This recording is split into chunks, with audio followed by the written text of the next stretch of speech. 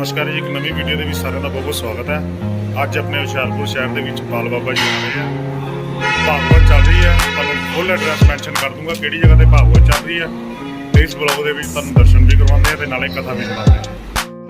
लो जी, कथा जी है जिते हो रही है उत्थे तुम लैके चलते हैं। चाहो सहज कुमार भी नाल है।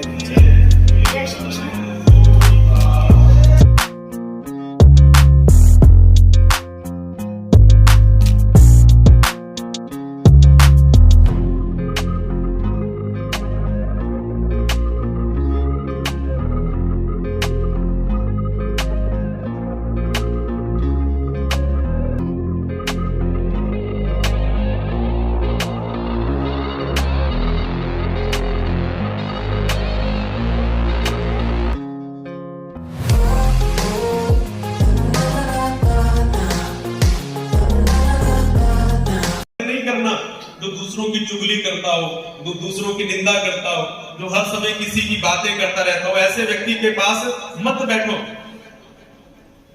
हमारी रामायण में, महाभारत में, श्री गुरु ग्रंथ साहिब में ये सारी बातें लिखी हुई है। दुष्ट संग ना दियो विधाता, ता से भला नर्क का वासा। ऐसे व्यक्ति के संग में मत रहो। जब उसके संग में रह रहे हो ना, तो ये समझ लेना कि भैया इसके संग से रहना तो नर्क का वास मिल जाए, ज्यादा बढ़िया है। क्यों? नरक में तो कोई जाना नहीं चाहता। उसके संग में क्या बुराई है?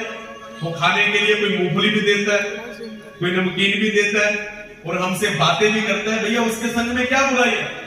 क्योंकि जब नरक में जाते हो ना, या पाप कट जाएंगे।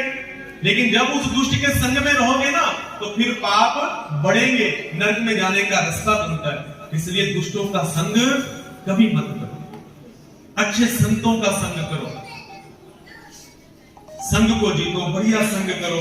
ऐसे व्यक्ति का संग करो जो व्यक्ति भगवान की चर्चा करने वाला हो, जो आपको भगवान से जोड़ने वाला हो, जो आपकी भगवान से प्रीति कराने वाला हो, जो सत्संग करने वाला हो, जो हर किसी का भला मांगने वाला हो। ऐसे व्यक्ति का संग करना चाहिए। फिर क्या करना है?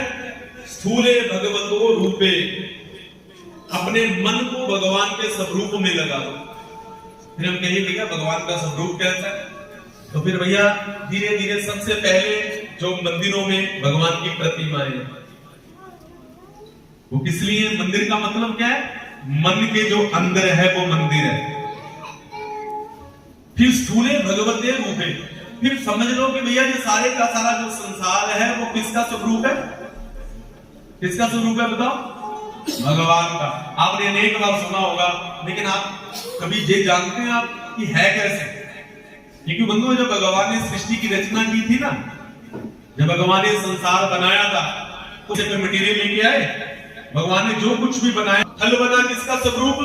भगवान का। आकाश बना किसका स्वरूप? भगवान का। पेड़ किसका स्वरूप? भगवान का।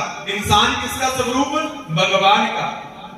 और जितने भी जीव जंतु हैं, चाहे वह गधा है, चाहे वह कुत्ता है, चाहे वह हाथी है, चाहे वह घोड़ा है, संसार में कोई भी चींटी है, कोई भी जल जीव है, वो मेरे जोरी जुग पानी। ये जो जितना भी संसार है ना, ये सारे के सारे संसार में भगवान की शामलता समाई हुई है। गरुड़ पुराण में भगवान ने अपने स्वरूप का वर्णन किया है। भगवान कहते हैं, गरुड़, जब मनुष्य का जो शरीर है ना, इसके दो स्वरूप है। एक है व्यवहारिक शरीर, और दूसरी, हम पंडित जी के पास जाते हैं ना, तो जाकर के अपना हाथ आगे कर देते हैं। हाथ आगे करने के बाद क्या कहते हैं? पंडित देखो हमारे हाथ की रेखा क्या कहती है? मैं विदेश जाऊंगा, मैं पढ़ूंगा, मेरा विवाह होगा, मेरी धर्म। पूछते हैं क्योंकि उस हाथ में पंडित जी कहते हैं कि भैया ये तुम्हारे शनि की रेखा है, ये तुम्हारे राहु की रेखा है, ये सूर्य की है, ये बृहस्पति की है, ये यहाँ पर शुक्र का स्थान है। तो पंडित जी उस बात का ज्ञान है ना, तभी तो बता रहे हैं। तो वो ज्ञान को आप क्यों नहीं अर्जित कर सकते? तो हमारा जो पूरे का पूरा जो शरीर है, और बहुत से लोग आपको ऐसे मिलेंगे जो फेस रीडर होते हैं, ऐसी रेखाएं भी देखते हैं। ये नया नया ज्ञान भी आ रहा है। तो ये सब क्या है? भगवान का ही स्वरूप है। ये परामर्श देह जो हमारी है ना, इसमें 14 भुवन है। कितने लोग हैं टोटल? 14 भुवन है भगवान के। ये भगवान के ही गले हैं। अतल बितल सुतल धरातल सातल पताल। गायत्री मंत्र में भू भुवा स्वाहा जनहा तपहा सत्य, जो ऊपर के लोगों का वर्णन किया गया। हमें पता है ना भैया ऊपर क्या है, हम कहते हैं भैया ऊपर स्वर्ग है जहां पर भगवान सदा शिव रहते हैं, और उसके ऊपर गौ लोक जहां पर भगवान श्री कृष्ण राधा रानी के साथ रमन करते हैं, और वो गौशाला है। भोले बाबा ने भगवान श्री कृष्ण की वहां प्रतिष्ठा की है, जो दिन रात उनको ध्याते हैं। तो ऐसे भगवान का पूरी सृष्टि में ध्यान करो, अपने मन को भगवान के ऐसे ध्यान में लगा दो, और फिर आगे चलकर की कामनाओं के अनुसार देवताओं की पूजा कैसे करनी चाहिए वो सुखदेव जी ने बताया है कि अगर आप सुंदर स्वरूप चाहते हैं तो गंधर्वों का पूजन करो। अगर आप सुंदर नृत्य सीखना चाहते हैं तो आप अप्सराओं का पूजन करो। अगर आप राजा बनना चाहते हैं तो इंद्र का पूजन करो। अगर पति पत्नी में प्रेम चाहते हैं तो भोले बाबा एवं मां पार्वती गौरा का पूजन करो। अगर आप विद्या प्राप्त करना चाहते हैं तो भोले बाबा का पूजन करो। और फिर कहा कि अगर कुछ भी नहीं चाहते तो गोविंद का पूजन करो। राजा परीक्षित ने कहा कि क्या गोविंद कुछ नहीं देते, उनके पास कुछ नहीं है? तो कहा कि नहीं, ऐसी बात नहीं है, क्योंकि भगवान एक ऐसी सत्ता है कि जब अब भगवान से जब हम कुछ मांगते हैं ना, मैंने कल भी वर्णन किया था, तो भगवान बुरा मान जाते हैं। अब माँ जो है वो अपने बच्चे को सुबह शाम भोजन इत्यादि सब कुछ देती है, लेकिन बीच में जब बच्चे खाना मांगते हैं तो माँ कभी कभी नाराज भी हो जाती है, कभी तो मैंने तुम्हें खिलाया था। तो भगवान की ऐसी स्थिति है कि भगवान हमें बिना मांगे सब कुछ देंगे, लेकिन भगवान से मांग करके हम भगवान को छोटा कर देते हैं। तो बड़ा सुंदर उपदेश दिया, और राजा परीक्षित ने कहा कि प्रभु मैं एक बात जानना चाहता हूं, क्या कि भगवान ने दुनिया क्यों बनाई? दुनिया बनाने वाले क्या तेरे दिल में समाई, तूने काहे को दुनिया बनाई? भगवान ने सृष्टि की रचना क्यों की प्रभु, इसका मुझे बताइए। जिसके संदर्भ में श्री सुखदेव जी महाराज ने तो कहा कि फिर प्रभु जगत गुरु कौन है? तो ब्रह्मा जी ने कहा कि वसुदेव सुतम एवं कंस चारूरमर्दनम, जगत गुरु भगवान। तो कहा कि भगवान श्री कृष्ण जगत गुरु है। तो कहा कि कैसे? तो ब्रह्मा जी ने सृष्टि की कथा सुनाई और कहा कि नारद, ये जो भगवान की कथा है ना, जो भगवान का ध्यान है, ये केवल और केवल व्यक्ति को भव से पार करने का, भगवान से मिलाने का साधन है। अगर हम ये चाहें कि हम भगवान से मिल भी जाए, और फिर हम ये चाहें कि हम भगवान से अभिन्न हो जाएं, तो बेटा ये सिलसिला चलता रहता है।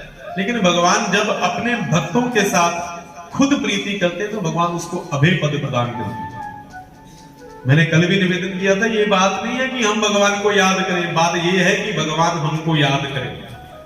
जैसे भगवान के बहुत से ऐसे भक्त हैं जिनकी कथाएं आप सुनोगे, जैसे हनुमान जी, दुनिया चले ना श्री राम के बिना, और राम जी चले ना हनुमान के बिना। तो ऐसे ही बेटा भगवान के एक परम भक्त है विदुर जी। विदुर जी ऐसे भक्त हैं भगवान के, जिनको भगवान ने अंत समय में याद किया। अंत समय में हम किसको याद करते हैं? किसको याद करते हैं? लाख लाख मुनि जतन कराही, अंत राम कहे आवत नाही। अंत में हम सभी चाहते हैं कि भगवान की हमें याद आ जाए, लेकिन वो परमात्मा जब उसका अंत समय आया तो उसने किसे याद किया? विदुर को। जो प्रश्न तुमने मेरे से किया है ना, यही प्रश्न विदुर जी ने मैत्रेय हरि जी से किया। नारद जी ने कहा कि प्रभु वो बात तो बाद में सुनूंगा, पहले ये बताइए कि विदुर को भगवान ने अंत समय में याद क्यों किया? प्रेम से की जय श्री कृष्ण। तो कहा कि विदुर जी भगवान के अनन्य भक्त हैं। ऐसे भक्त हैं भगवान के कि जो स्वयं धर्मराज के पद से निकासित होकर के इस पृथ्वी पर आए हैं और इस पृथ्वी पर आकर के उन्होंने दासत्य जीवन को स्वीकार किया। वे दासी पुत्र थे ना, उनके जन्म की कथा तो आपने सुनी होगी। वेदाव्यास जी ने अंबिका के द्वारा जब पुत्र प्रदान किए हस्तिनापुर को, तो सबसे पहले अंबे जो थी वो गई तो उसकी आंखें बंद होगी तो धृतराष्ट्र पैदा हुए। अंबिका गई तो रंग पूरा पीला पड़ गया तो कौन पैदा हुए? पांडु। लेकिन उसके बाद जब दासी को भेजा तो दासी का शरीर एकदम सही रहा। महात्मा की दृष्टि दासी के ऊपर पड़ी, उसने उस दृष्टि को स्वीकार किया और विदुर जी महाराज का जन्म हुआ। लेकिन वो बिल्कुल स्वच्छ थे, बुद्धिमानों में परम श्रेष्ठ थे। विदुर की नीति भी है, लेकिन विदुर जी दासी पुत्र कहलाए। जो अच्छे व्यक्ति होते हैं ना, उनको समाज अच्छा नहीं समझता। प्रेम से जय श्री कृष्ण। उनको जो समाज है वो इतनी विशेषता नहीं देता। विदुर जी ने समझाया, किसको समझाया? धृतराष्ट्र को। धृतराष्ट्र कौन है? जो हस्तिनापुर का राजा है, जन्म से भी अंधा है और पुत्र के मोह में भी अंधा है। अपने पुत्र के मोह में ज्यादा अंधा है। कहते हैं कि भैया सचिव, वैद्य, गुरु, नंबर 1 पर सचिव, दूसरे नंबर पर वैद्य, तीसरे नंबर पर गुरु।